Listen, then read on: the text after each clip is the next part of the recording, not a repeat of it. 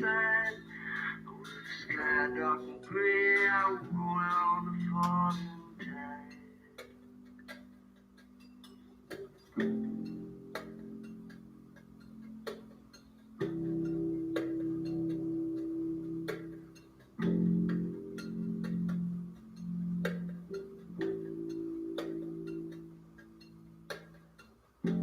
I can't go on, I don't belong here. There's nothing more that I can say. If you change your mind tomorrow,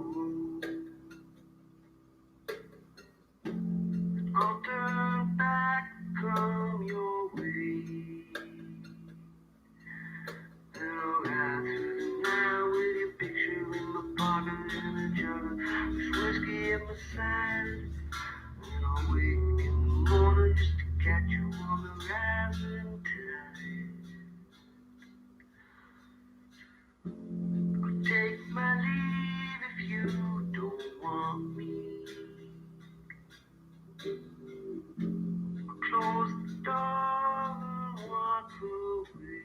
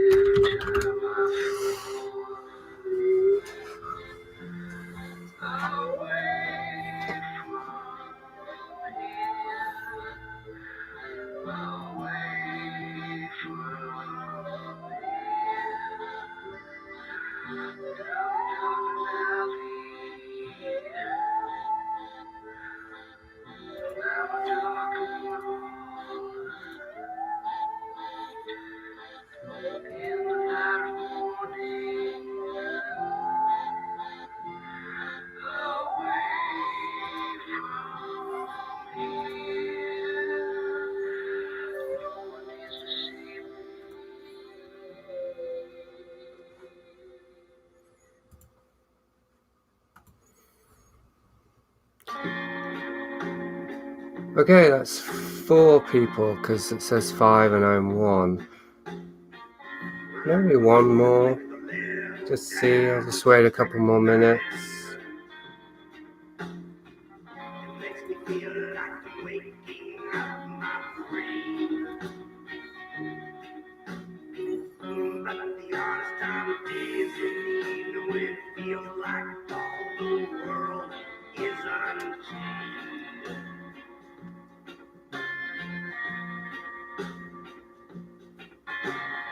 My parents locked me up even though I was screaming. They kicked me down till I did not feel no pain. And ever since it's been the same refrain. If I tell her I love her a lot, that she's under my skin, and there's not a lot that I can do, even though I think I'm going insane. I'm going insane. I'm going insane. I'm going insane. I'm going insane.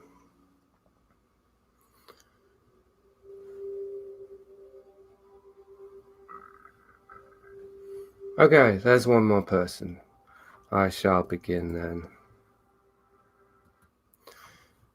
Right, well, you all know me. My name's Jason Horsley. I haven't done this YouTube thing for a while. I pretty much stopped doing it.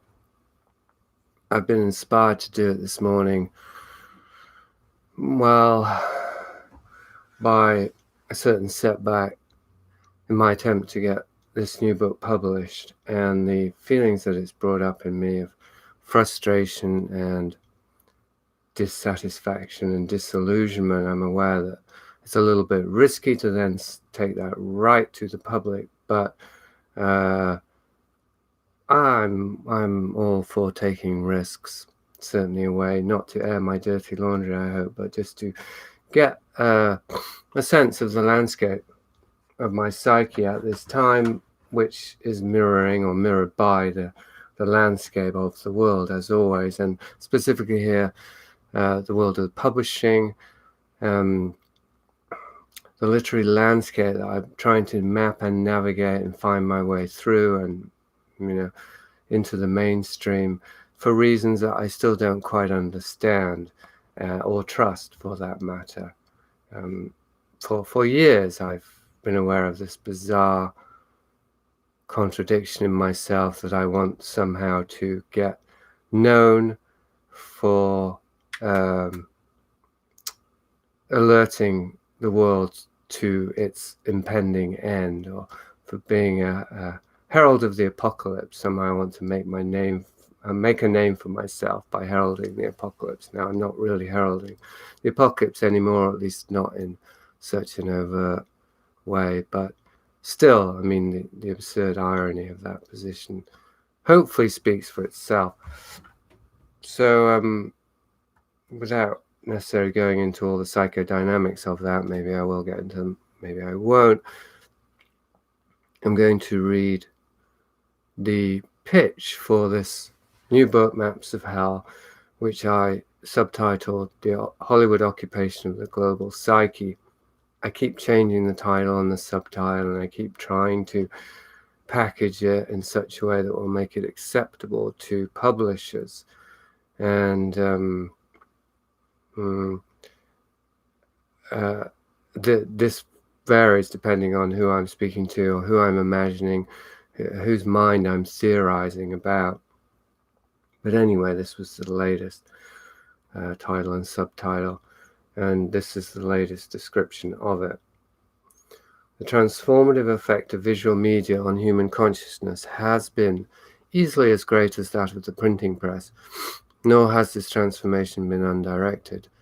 For decades, a shadowy cultural elite has been applying the evolving media technology to shape the global psyche and occupy the landscape of our own conscious. Since the early days of Hollywood propaganda, their manufactured narratives have spilled over the edges of the movie screen into politics, science, academia, and journalism, slowly stripping us of our sense of reality and robbing us of all values besides Hollywood values.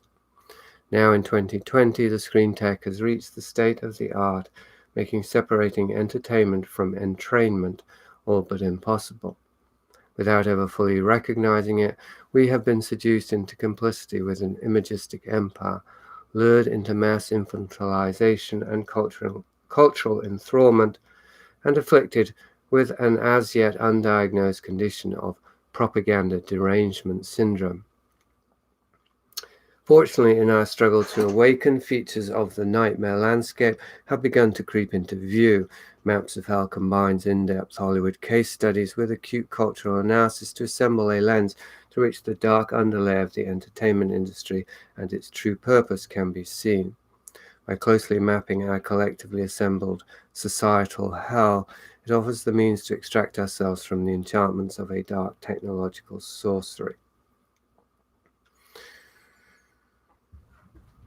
Okay, so I have submitted this book now to three publishers, sort of hand selected. Like, say, I'm shortlisted, really looked into as many publishers as I can, and found as many as I can that are actually even accept submissions. This is having mutually decided not to be represented by Gary Height as my agent in this, let's say. It just didn't really work out, and so deciding once again to go it solo, which means I'm limited to publishers that accept unsolicited submissions, which obviously narrows it down a lot. Anyway, I won't go into the whole. It's been a couple of months really that I've been trying to map the landscape of the literary world and then figure out my best way to proceed.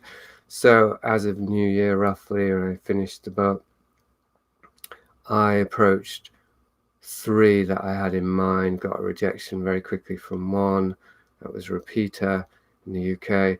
Haven't heard back from Strange Attractor in the UK, don't really expect to. The third one was one called Ben Bella that James Kunstler recommended because it's publishing him. And they rejected it very quickly without saying why. And then I submitted it to an agent, was recommended by somebody, and who seemed to have similar interests.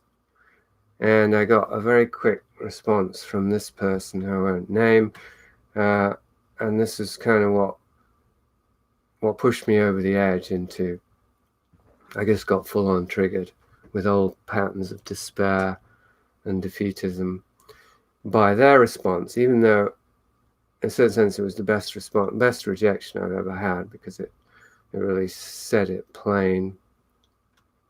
So they said, it's not going to work for me for a few reasons. I was not grasping your theory from what I read. That's number 1. Number 2, working on your book would be an act of biting the hand that feeds me at the moment. Number 3, similarly, I think that one would be asking a publisher to bite the hand that feeds them by publishing a book that takes on a system they are invested in. Or if your theory is true, they would give you an advance, then bury your book to protect their fellow media mafia. Therefore, I think your books would have the most traction when you avoid the gatekeepers and try to reach the people directly. Hence, here I am trying to reach you, the people, directly. Wondering exactly how that is going to work for me if I can only sell 7 books. Of course, I sell more than 7. Prisoner of Infinity and Vice of Kings over time, probably sold a few hundred. Is this exactly about numbers? No, but it's not about numbers either. Obviously, numbers constitute or represent human beings, human psyches, and that's the whole point of writing the book, is to reach human psyches, reach other consciousnesses out there. The truth is, I don't really know what I'm doing, and that is across the board. I don't know what I'm doing on this planet. I don't know what I'm doing in this life. I don't know what I'm doing on a day-to-day basis, except at the most basic practical level. Now, I know when to shit, I know when to sleep, I know when to cook and eat, roughly. I'm not saying I'm perfectly in line with my body's desires there. Clearly I'm not. And I also know when to podcast and when to blog post, and these things are all part of my practical skill set, you could say, and instinct, intuition, inspiration, they all kind of mash together, and I feel that I function pretty well. So it might appear that I know what I'm doing, but if I just pull out a little bit to the even slightly larger context, what's the end goal, what's the larger objective here, never mind all the way out to cosmic context of what's the meaning or purpose of it all in eternity, I have no fucking clue, pardon my French. I really don't. I mean, the clues I have are mental concepts which cannot encompass eternity. Now I'm going straight to the very obvious there. One doesn't have to go all the way to eternity to see, or I don't really know what I'm doing. And specifically, to bring it back to the subject at hand, writing a book, then getting it published, what am I doing? Why am I doing it? What's the right way to go about it? These are things I don't really know. I'm following known models of doing it, including some of my own, as in my own previous efforts. And Well, none of those have been entirely satisfactory. So every time I publish a book, I want to do it differently. Like I could be going with Aeon, maybe. I don't know if they would take it because it's a very long book. But Aeon published the last 2 books. They did fine, but they can't get them into bookshops or get them reviewed. So it just seems natural for me to want those things, to want the children of my creativity to do better in the world. It is natural. What was my point? Oh yeah, that I'm trying to find the right publisher, which is to say the right template, the right platform, the right modus operandi for this latest book. But of course its roots and its tentacles extend far beyond the surface of just a book I've written I want to reach the world with. This is creation of my own psyche and of my own unconscious that is like a child, that already has form, many layers that aren't visible, never mind the book itself. So I've tried to approach it more in that spirit, as a living thing that needs to find a home. Anyway, and so the latest spanner in the works is the one that I suspected, and that has brought home, to bring it back to this paradox or absurdity of an agent of the apocalypse trying to get a good publishing deal. If the thesis of Maps of Hell is true, or if it's reasonably true, accurate, then it seems that it would be unlikely, bordering on impossible, for it to get widespread publication, reviews, any of those things, which isn't necessarily the same as reaching a lot of people. That's where YouTube comes in, I guess. And if it isn't accurate, if the thesis isn't accurate, then I wouldn't want it to be published. I wouldn't want it to reach lots of people. So that was the case with my Aeolus Cephas books, particularly Homo sapiens. I had a very big thesis, was about the apocalypse. And I now think it was basically wrong, even though, I don't know, as things play out, there may be lots in that book that turns out to be true, maybe. But the way that it was presented and the framework for it, sort of as an intellectual framework for something that can't be bookended by the intellect, made it untrue, I would say. Okay, Paul Holworth. I don't have any advice, but just want to say the podcasts make a big difference. I'm so glad to discover them, and consequently the books. Thank you, Paul. I am receiving that message right now, and also receiving it quite a bit lately. It does seem as though one man can make a difference. I am making a difference by doing what I'm doing to people, and that surely is enough. And it is enough. And so I suppose the question is how can I optimize the platform that I've created without depending on YouTube or mainstream publishers, for that matter.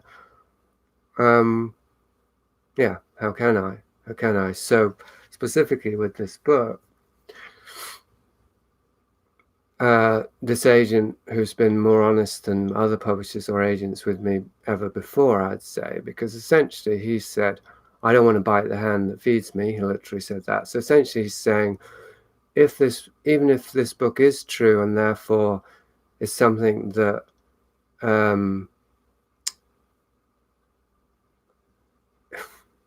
you would think he would have a social responsibility to help get out to people, he's not going to do it because he's currently dependent on the system that I'm exposing as a kind of mafia. So he's consciously and he's admitting to choosing complicity with the media mafia, as he puts it, with the proviso that he didn't quite understand my theory and he doesn't know if it's true or not. Fair enough. But still, that's a lot closer to an honest rejection than just sorry, not for us, or can't make any money out of it. Well, I mean, you could say that's an honest rejection, but actually it's not true. This is a book that money could be made out of. There's absolutely no doubt in my mind. A book that's called Maps of Hell, The Underground History of Hollywood, or whatever title would be the one, because publishers, know about those things, could definitely be marketed to make loads of money. I have no doubt about that whatsoever, as compared to probably any of my other books. I mean, I should have doubt about it, because obviously there's room for doubt in everything. But my point is the publisher's saying, don't see any money here. That's a self-fulfilling prophecy. They wouldn't be saying that if they weren't somehow, unable to get with the thesis. And they're not wrong. It's going to be a difficult book for some people, for many people, not because it's so complex or so intellectual, but because what it's arguing is so unpalatable. I recently have been reading Jacques Ellul's Propaganda, and he makes a very interesting point that I'll blog about soon, or just blog excerpts from the book, that we need propaganda.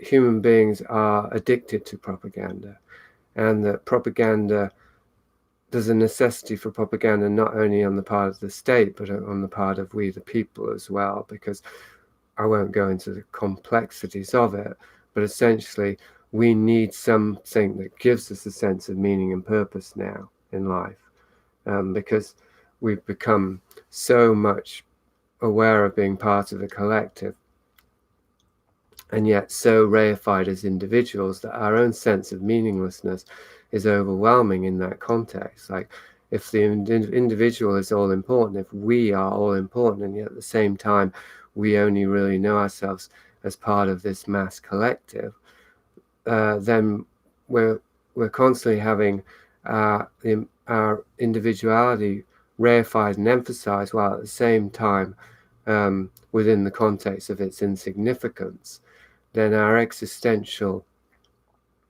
terror is just increasing. And so we desperately need propaganda to give us a sense of meaning, purpose, and direction. So, and the more we take it, the more addicted we get to it, the more we need our propaganda. And I know this to be true in my own case, because as much as I discover and reveal to myself about Hollywood and the media, narrative media, I'm more acutely aware of how addicted to it, and not in a way that I'm stopping using it. I mean, maybe that time will come. I certainly hope so. But in the meantime,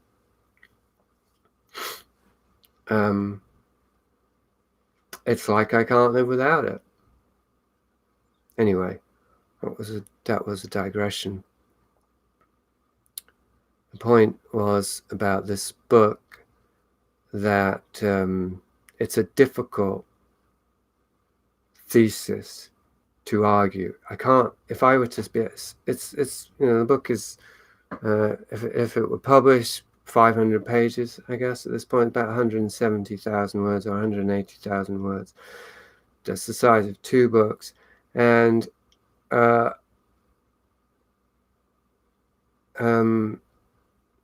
although I can sum up the thesis, and I did in the summation, I'm trying to pitch it, of course I'm doing that, and although it can be done,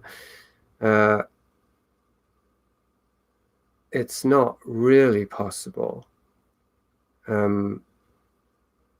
because, I mean, there's various ways of trying to describe this. The one I've used in my pitch is look, these are the Ray-Ban glasses from They Live. If you put them on, if you read this book, you will see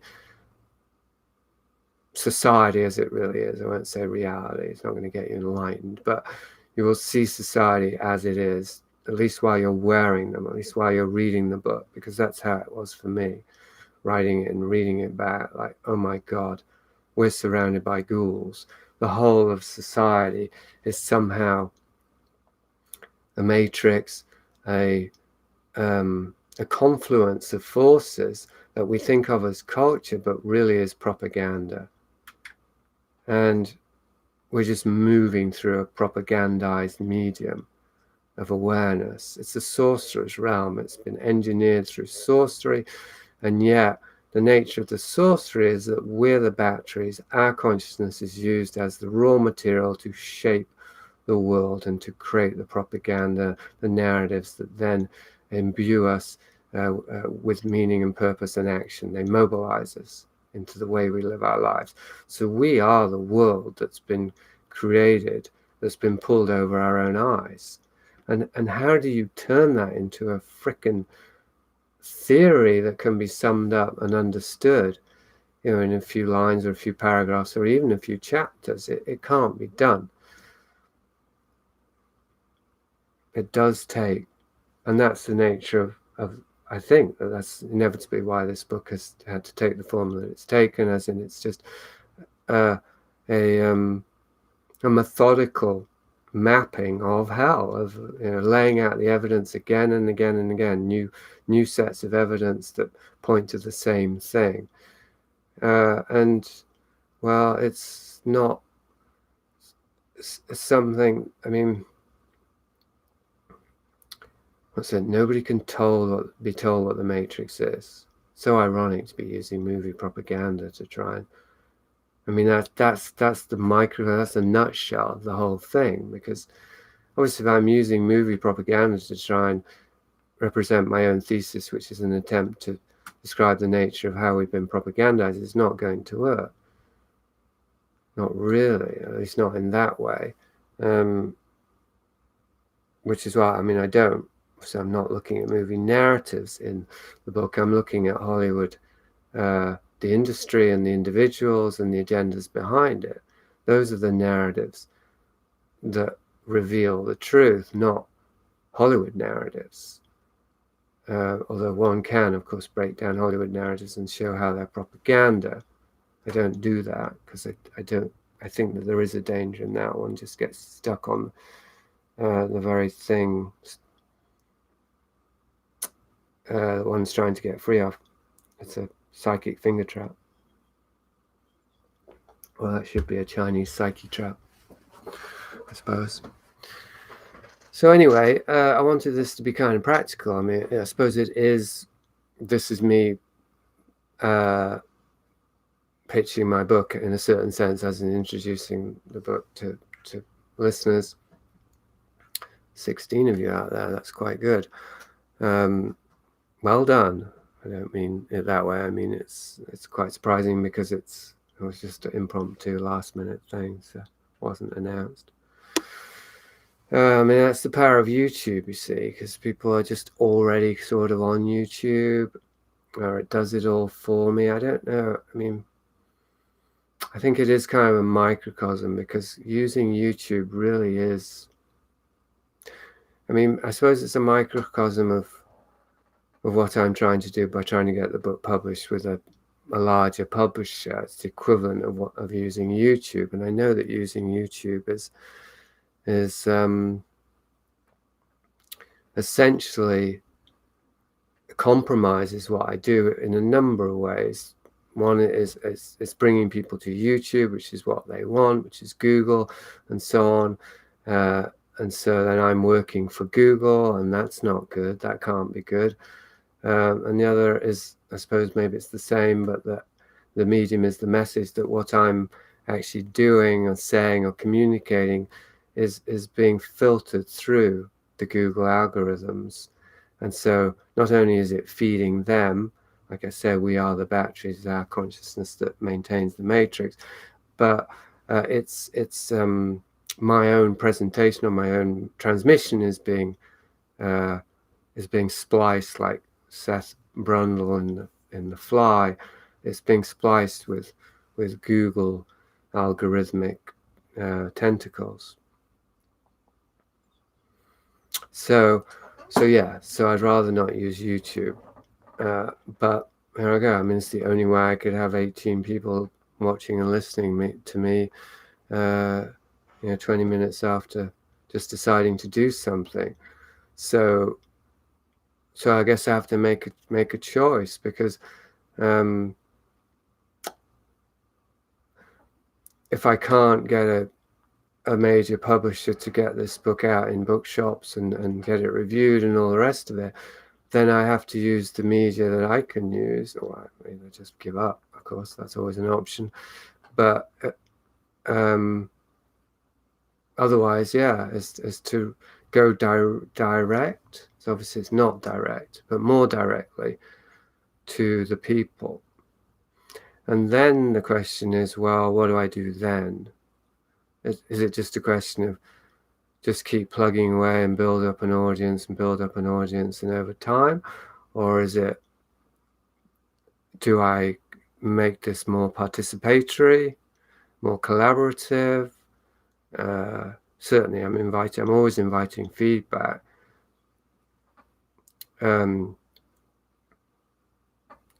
But I don't know about specifically what at this point.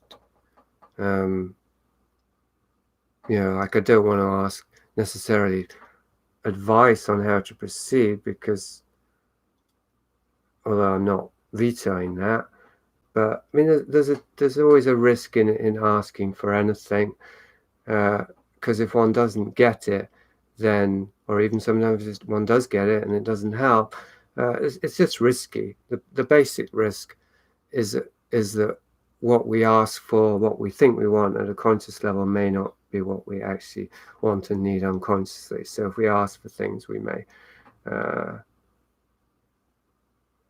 we close down the space.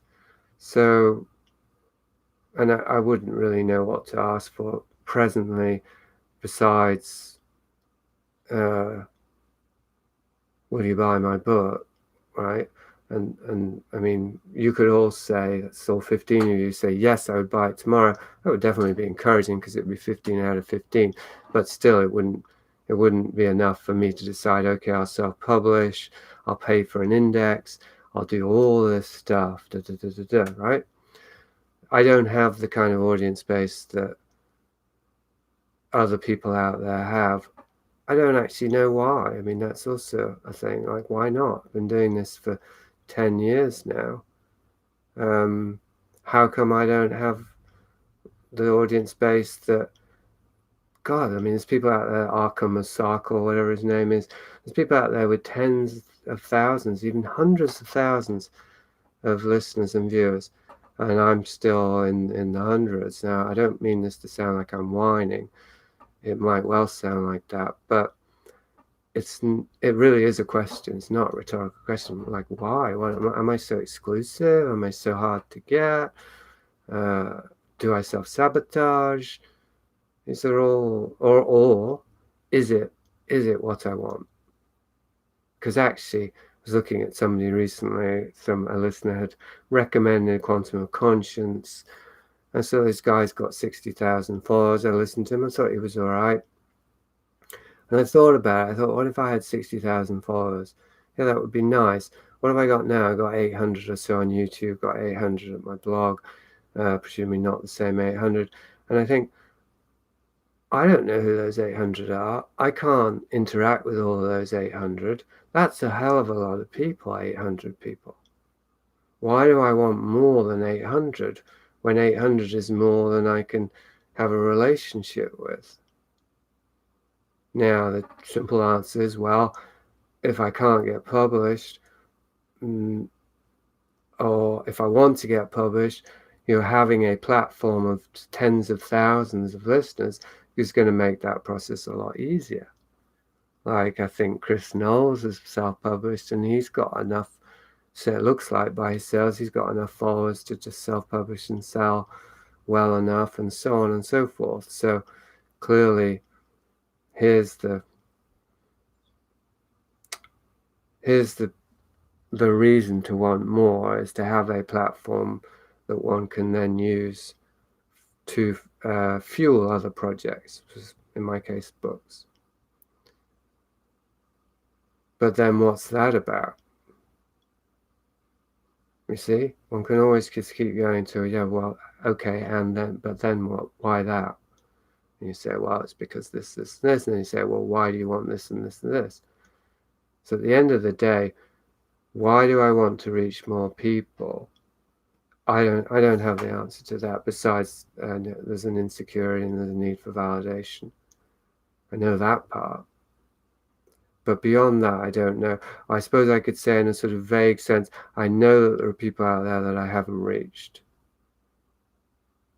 So how do I reach them? Except by extending my reach. That's a very general thing.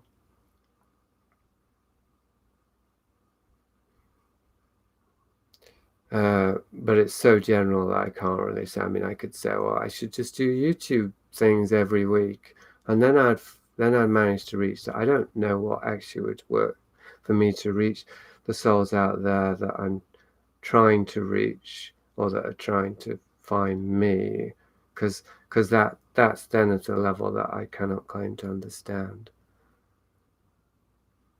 what's happening here.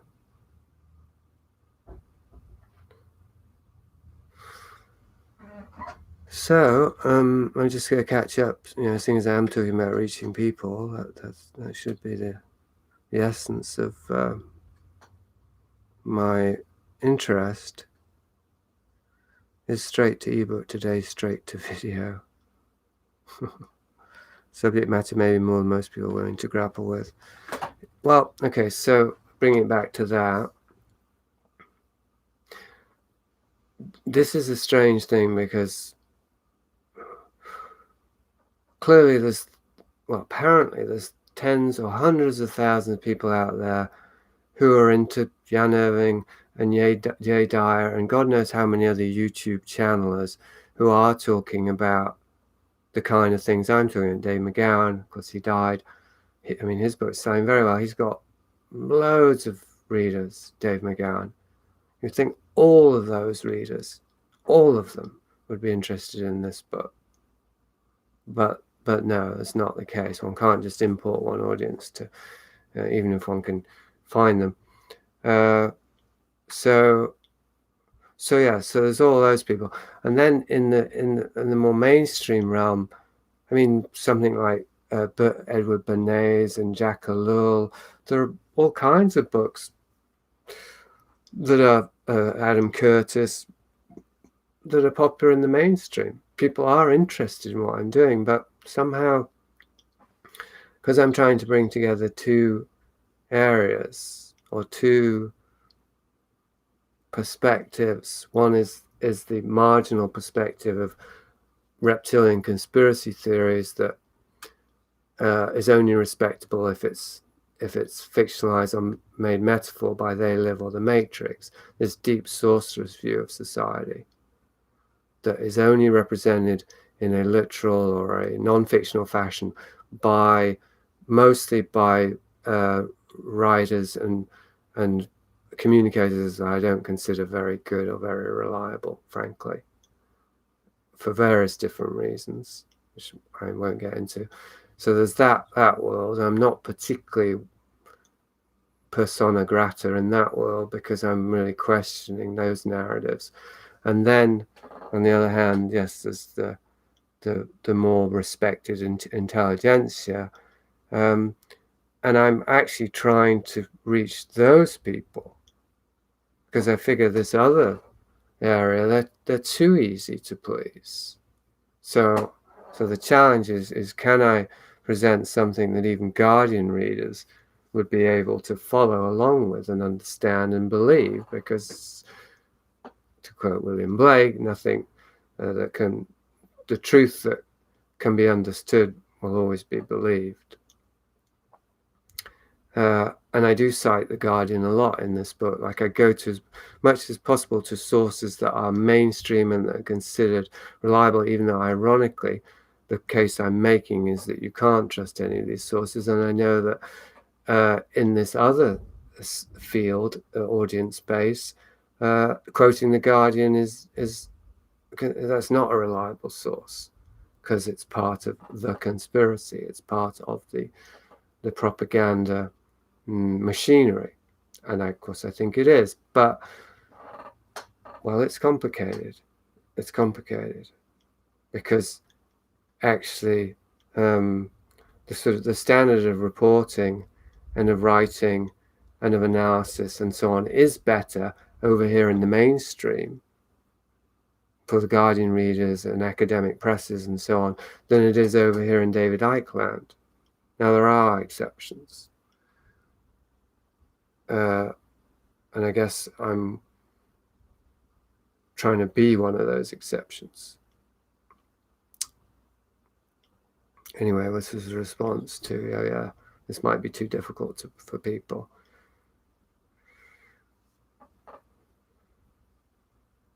But I don't know. I don't see it as that difficult. But I think there's something in the nature of what I do that makes it difficult, is that I write about things that people love and are interested in, such as UFOs, in such a way that they won't be able to have the same relationship with them anymore. And so now it's movies in Hollywood. If you're interested in movies in Hollywood, you've got to be interested in my book. Except if you start to read my book, it's going to cause a lot of cognitive dissonance and so on and so forth. And somehow other people who've written about this have somehow managed to have their cake and eat it.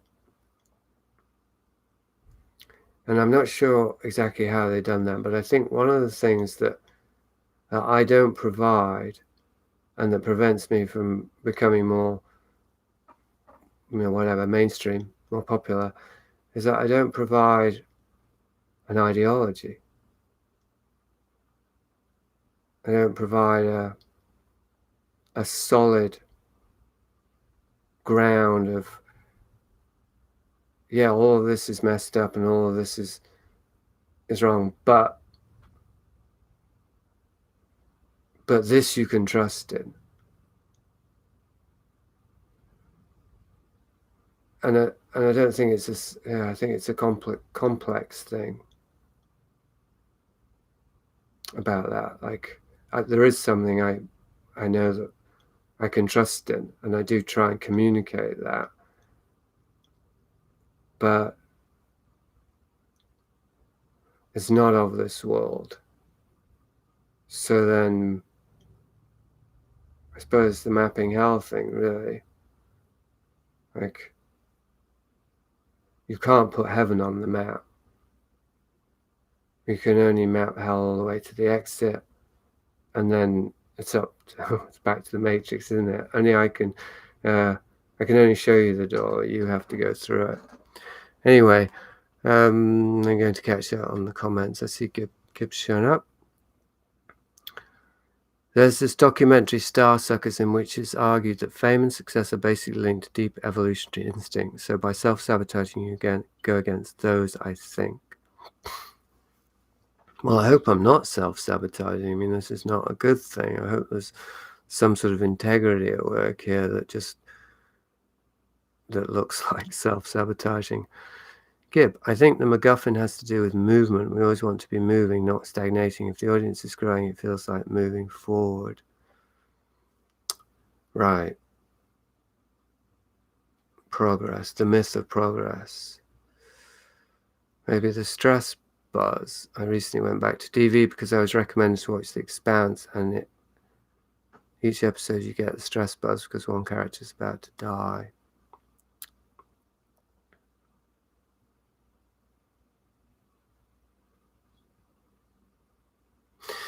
Well, anyway, I don't want to focus too much on the negative, ironically. No, it's just about mapping hell, but certainly not personally. I mean, these are not true existential problems, as in, me, whether I can get published or not. That feels like all the world to me, but it's not a question of life or death. It's not, I'm not battling cancer here. I'm battling the indifference of the world, or the outright hostility, or the skepticism of the world.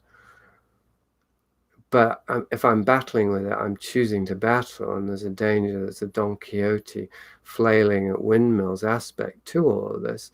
If it's true, I know deep down that the world has nothing that I want. The validation of the world is something that if I were to get it, I would see as the MacGuffin, I would see it didn't exist. A world that's validating me doesn't exist. It's a system of relationships. So, I mean, what I'm looking for is a sense of connection, a sense of being connected to others, and yes, validated, received, and at the same time, what feels unfulfilled or incompleted within me is that I have something to deliver and I haven't been able to deliver it yet. I have a treasure that I need to find within myself and share before I go. Otherwise, it won't be done. I will leave this sphere mission incomplete. Now that's very profound and very basic at the same time. And I know that, I sense that, I feel that to be true. And I definitely feel that this book is part of that to some degree. Writing certainly is. And this book was meant to be the coffin on the lid, the last nail in the coffin of my hell map. So I could send it out for a burial by sea, so to speak. Like, okay, I've discovered for myself, or I've laid out for myself all the evidence I need to recognize the configuration of the hell within and without. So time to turn away, because it includes the exit. So let's just go through the exit and let's talk and write about something else. That was where I was hoping, that's where I am hoping to get to as of 2020, a new vision. And well, I guess we all want closure. We all want a nice, tidy Hollywood ending. So yeah, I want this book to,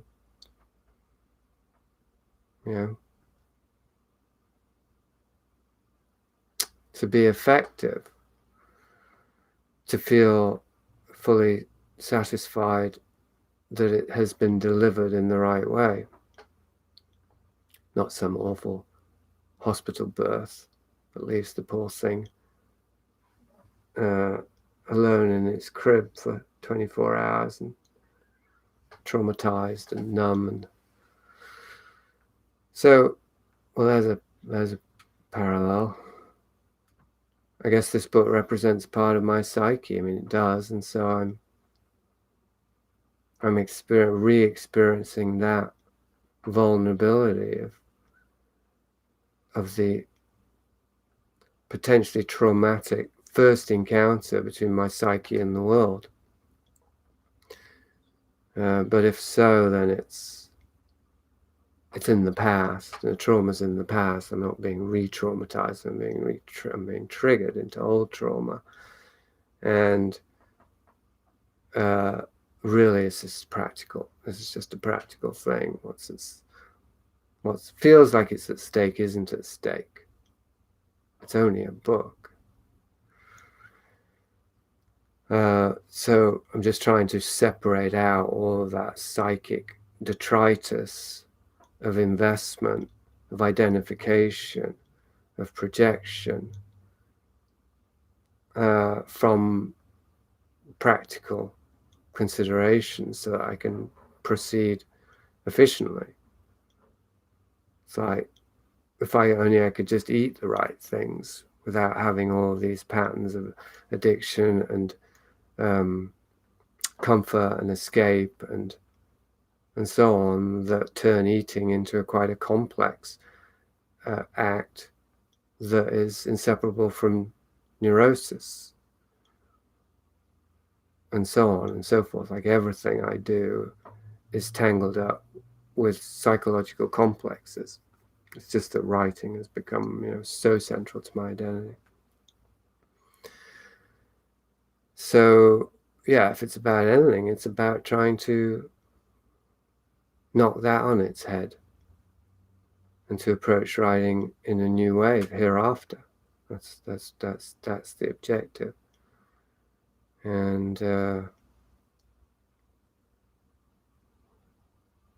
it makes sense to me that I would have to go through this again, this experience all over again, because part of the thing that makes it so hard is it's been only 20 years since I got published.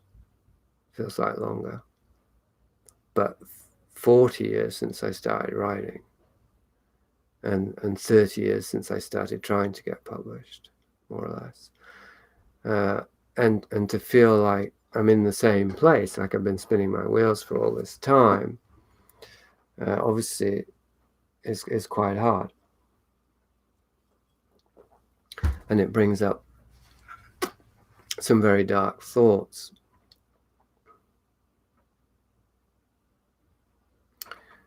If the world is against you, then you'll know that you are with me, or something like that. What did Jesus say about that?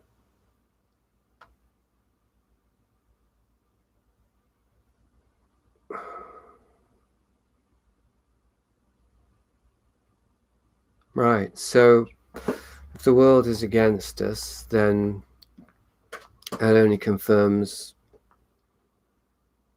that the world is adversarial in its nature, that it is an instrument of the adversary. I don't want to get too biblical here. Pumice stone was how I called it in the book, towards the end of the book. The world is my pumice stone. It's there to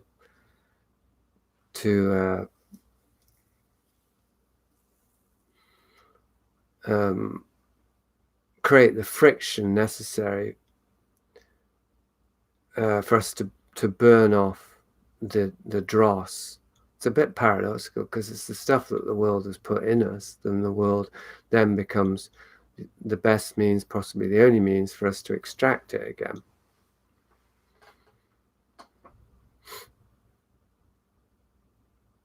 So the world isn't supposed to be our friend. I mean, like if we go to a masseur and we want digging in there in all those spots, we don't want the masseur to be too considerate in that regard, or just about making us happy or giving us what we think we want. We want them to actually get in there into that deep tissue and release all the tension, dissolve all the knots. So that seems to be the nature of my relationship with the world anyway. Basically a never-ending massage, which makes it sound like something very nice. It's ironic. Okay, I'll catch up. Anne B says she loves my podcast. Just read Prisoner Infinity. Great stuff. Thank you, Anne. Loved your recent comment. To reach the truth, you have to get beyond the illusions. That's disillusionment. Asking people to go through a necessary disillusionment is fundamentally unpopular. We have to try anyway. Nature and the world isn't against us. It's been turned against us for the ones that profit from that. I wouldn't conflate nature with the world at all. I'd say that they're opposites almost, culture and nature. And I would say that to say that the world has been turned in a certain way by individuals is misunderstanding the nature of the world. Maybe you missed the start of this presentation. I was just improvising, but saying that we are the world, that has been pulled over our own eyes to blind us from the truth. We are the system of the world. So although there's certainly the way in which the system of the world has been configured, there is a them that is in the position of oppression and control and propaganda creation and all the rest of it. It's only in complicity with ourselves and the way that that's proceeded. It's a symbiotic relationship. The symbiotic relationship between the oppressors and the oppressed, just as we see in marriages, abusive relationships. Only it's much more complex because we're talking about a whole human ecosystem. And this is where it's, the whole climate change is a narrative, propaganda narrative that is very useful for control and is superficially true, but at a deeper level, we are nature, just as we are the world, we are nature as well. So whatever we're doing to the earth, nature itself is doing. And now I don't mean that lets corporations off the hook or anything like that. It's more a philosophical position than a political one. I mean, I don't take political positions, generally speaking, because I think as soon as you get political, you become ideological, and then it's propaganda. Everything is propaganda at a political level. It's impossible not to propagandize. I'm not saying I'm not propagandizing now, but I'm at least trying. For what it's worth. I mean, there are ways of communicating that aren't propaganda, but I'd say that they are unworldly or otherworldly. I don't believe animals have propaganda, and I think that human beings, we are more than animals as well as less. I don't really think we're less than animals, but I mean that we can behave like machines and we can be turned into machines by trauma, and that is definitely less. Anyway, that was a response. Disillusionment. That's the title for my piece on traumatons. For my piece on Dave Oshana is called The Disillusionist. And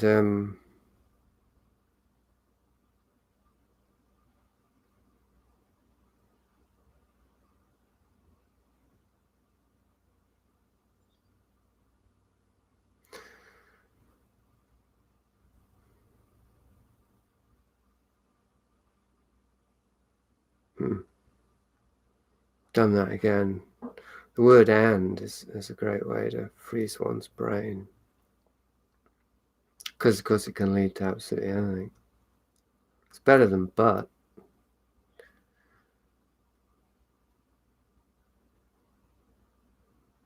So anyway, so obviously I lost that thread, whatever it was. It was about David Oshana. Well, maybe I will carry that thread then by saying that I do want to get to what's beyond illusion. I mean, I feel like I'm always getting to it. I'm always pointing at it. If you lay out or map the illusion well enough, one can orientate oneself from that towards what is real, neti. But it's possible that, again, it's back to this propaganda. Propaganda is what gives meaning to our lives. It gives false meaning, but in lieu of true meaning, we're so adrift and so desperate that it may actually be better to have false meaning, at least to keep us carrying on. I mean, I'm not personally advocating it, as you can probably imagine, but it's like prescription meds. I wouldn't say, if you're on prescription meds, for God's sake, get off them. They're bad for you, because I don't know that that might be disastrous for somebody. If they came off prescription meds, they may have a meltdown and suicide or kill their family. We can't rule that out. It's not as though prescription meds are only bad any more than the CIA is only bad or propaganda is only bad. These things, they have to be considered necessary at some level because they exist. Now, there's the poetic saying, everything that is holy. Well, I personally agree with that because I think it's tautological, really. We could say that reality is synonymous with God. Therefore, everything that exists is part of God. Everything that is holy. But that's a very high level of perception that I don't claim to be at. So talking about it makes it iffy. I can accept it as a proposition, but I can't experience it. Somewhere a little lower down the scale from enlightenment to unenlightenment is everything that is necessary. If it exists, it must be necessary because we've caused it to exist. We're talking about human distortions, let's say. Obviously, we can look at nature and say mosquitoes are necessary, even though we don't like them. We can understand that theoretically because they're part of the whole ecosystem. But I mean, we talk about the CIA. The idea that the CIA is necessary would seem irresponsible to argue that if it was assumed that I was saying that the CIA should continue to exist, as opposed to the fact that it does exist means that it was necessary. Something brought it into existence. Like a symptom. We can say symptoms are necessary because there's something wrong in the body. That doesn't mean that a cure isn't worth seeking. But one would be rash to seek a cure without first understanding and observing the symptoms.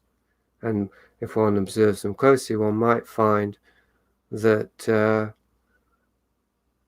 a symptom is not a disease after all. It might be a trauma memory that we just have to go into and dissolve it.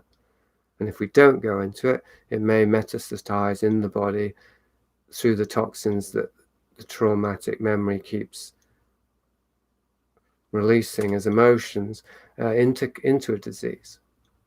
But originally in its origin, it's the body communicating something. So yeah, everything is part of the holistic system of nature, even the world, even the mind. But as they become autonomous, they become cancerous. Although cancer itself is a metaphor for something. And so then it seems necessary to remove them. Well, in some cases maybe it is, but of course removing a tumor doesn't necessarily guarantee survival, and the cancer may be in the whole system, as is the case, I believe, with something like the CIA. It wouldn't really help that much to just dismantle the CIA because it's just one tumor within the system of the world, and the same elements would just redistribute into different forms. It's more helpful just to see the nature of the world that we're complicit with and our own complicity with it.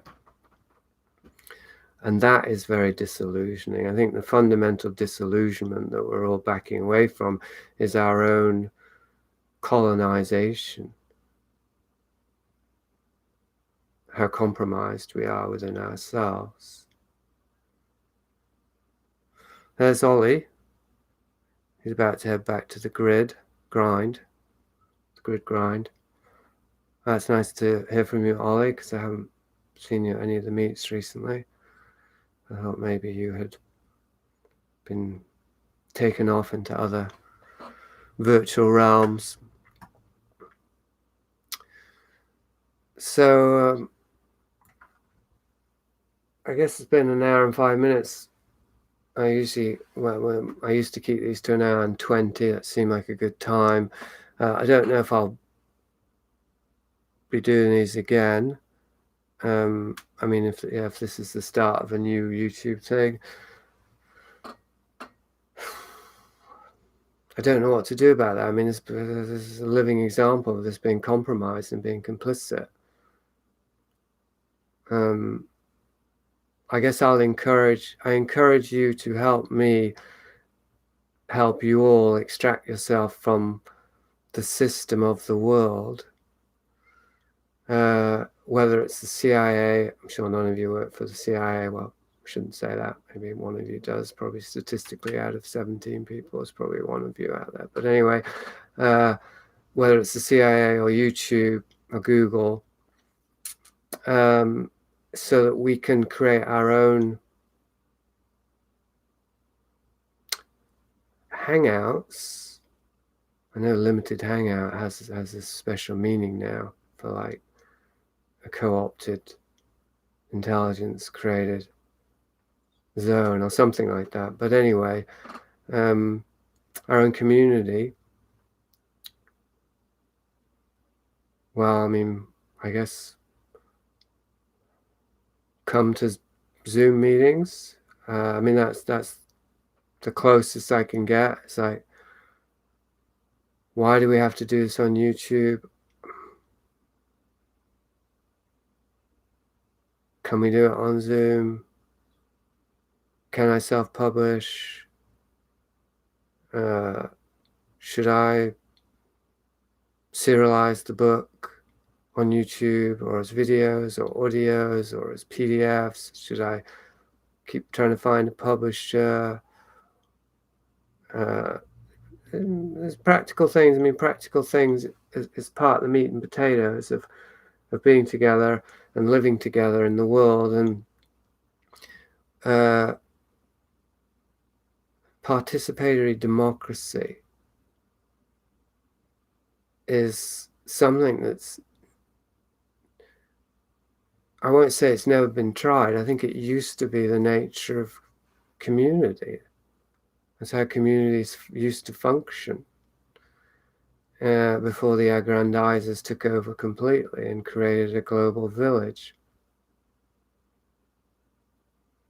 which is a global dictatorship with AI as the eye in the pyramid.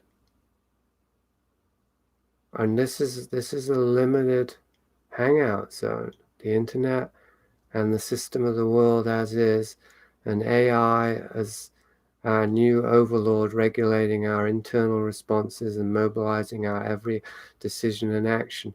That's a limited proposition. It's not going to, with or without peak oil or environmental collapse or climate change, it's not going to continue much longer. Well, at least that's my optimistic view, because if it were to, then I don't know if there'd be any hope for us. And I do believe there's hope for us, and I do believe that there's something within the human body and the human soul and in nature and in the world itself that intervenes at the point of no return and that saves us from ourselves. There is a salvation mechanism to creation. I believe that. But if we get saved and we're not ready to turn away from the world that we need saving from, it's going to be very rude an awakening. And well, so be it if it is, but why not? If you know that somebody's going to come in and pour ice water on you in 5 minutes, why not just get up and make it a pleasant experience? That's my question for myself, of course. Why not just turn off the damn TV if I know that it's all going to be gone soon anyway? At least I have the pleasure of cooperating with something that is truly worth believing in. Hello, Laboratorium Stanley. You showed up at the 11th hour. Just seeing that you're live on the old Tube. Seems like I missed it. If the question is, should you publish the new book in Syrup, Bug Marks is yes, also Zoom Meets are better. Well, that's not really the question, no. The question is, as always, what is the matrix? And hopefully I've answered that question at the beginning and at the end, insofar as it can be answered without obviously turning into a second matrix. About the book, I'm just troubleshooting. You can watch this back once it's recorded and add your feedback there. I want to do what's best for everyone, starting with this book itself. I want it to follow its natural. I want it to have a natural birth. I don't want to have a cesarean and so on and so forth. So the thought of releasing it one limb at a time does seem a little unsatisfactory. But anyway, obviously it's not literally a baby. So I know Crucial Fictions was a successful experiment project in itself and a way to introduce Prisoner of Infinity. So that's one possible template to follow. I very much want to knock it on the head is the thing, because I want to move on to writing about something else. I want to move on to focusing on the perspective on the other side of disillusionment. What's on the other side? What's becoming visible as the illusions get dissed? I may not have gone through the exit from hell, but I'm close enough that I can see it. So the more I focus on it, the harder it will be to resist the pull of that vortex, which is probably why I don't want to focus on it. But I think it would be for the good of all. I think the time is nigh to make the leap.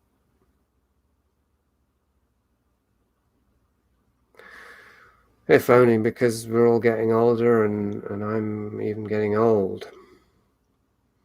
So I'm feeling it more and more acutely, the reality that time is running out. And that we're in the realm in which we do get to make decisions about the future of eternity. Yeah, where we have the illusion of time, therefore the power of free will to decide. Okay, so from the mundane to the sublime and back again. Thanks for everyone who showed up. Now's your chance if you've got any last minute comments or questions. I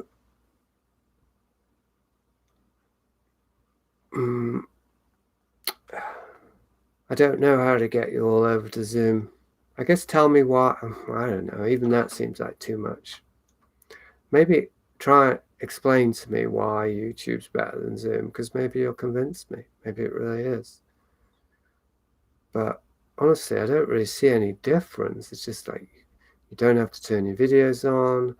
You can comment there. It's basically the same. It's just not YouTube. What is the synchronistic significance that you live in a place called hope?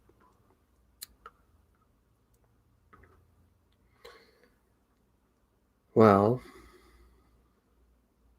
I wouldn't say it was synchromystical, but I would say that it's very fitting because I'm I'm very against conceptual hope or mental constructs. That's propaganda. Essentially, propaganda always offers hope. And so anything that offers hope at a conceptual level, I would say is propaganda. Of course, some propaganda feeds fear as well, but only so it can then provide hope. And so for me, hope is it's only possible as a lived experiential thing, something in the body and in existence. And I do also think that hope, our only true hope is in community, insofar as community is the means back to reality, to our souls, and to reconnect once more to the life force and to God. If I can end on a very big word there, I know it is biblical, theological, that if we were to love God and to know God, we must love and know our fellows, because how else are we going to know God except through our fellow humans? Roughly, this is true.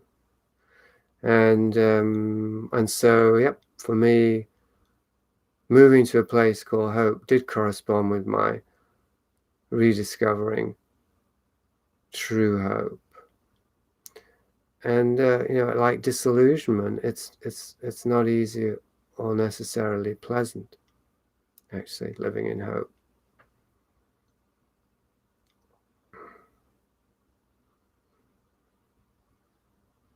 Because the reality, in my case, has dashed all of my conceptual hopes.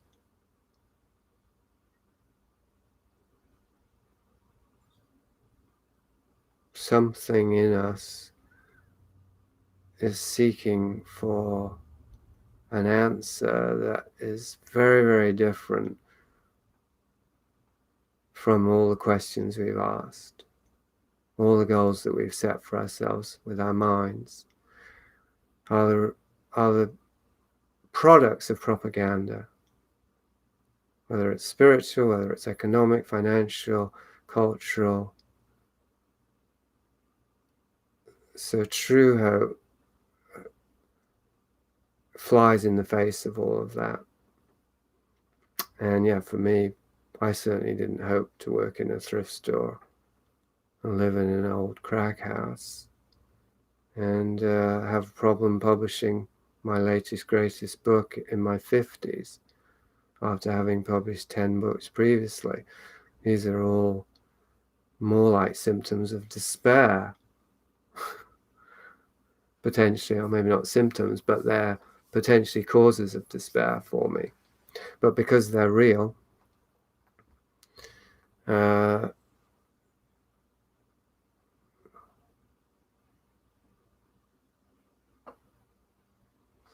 they're part of the pumice stone that's stripping away the illusions and getting me to the real within myself.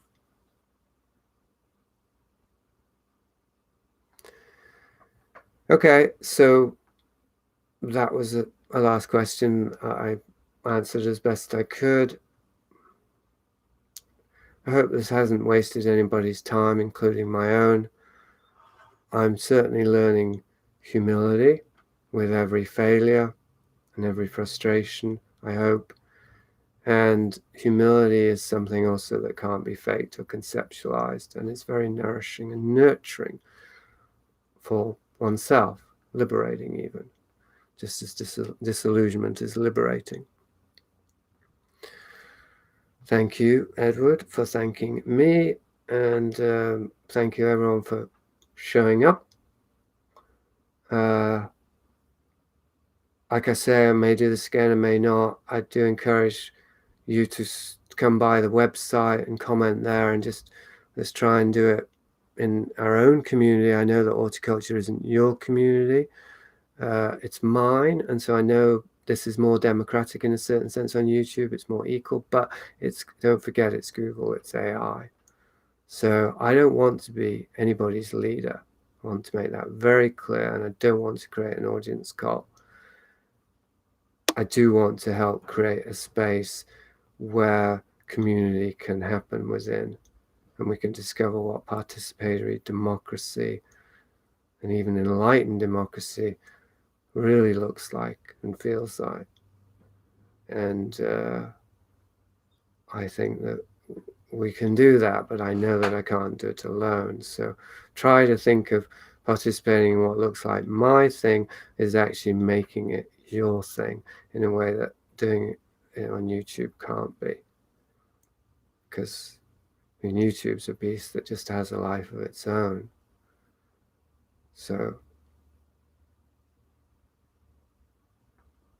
I want to redirect our life force into channels that need enlivening rather than letting them become a fuel source for things that are deadening. Okay, it's always hard to end a sentence and sum up and finish, but finish I will. So this is me. Jason Horsley, horticulture.com. The Liminalist is the weekly podcast. Come by the website and make your presence known and participate in a Zoom event in the near future.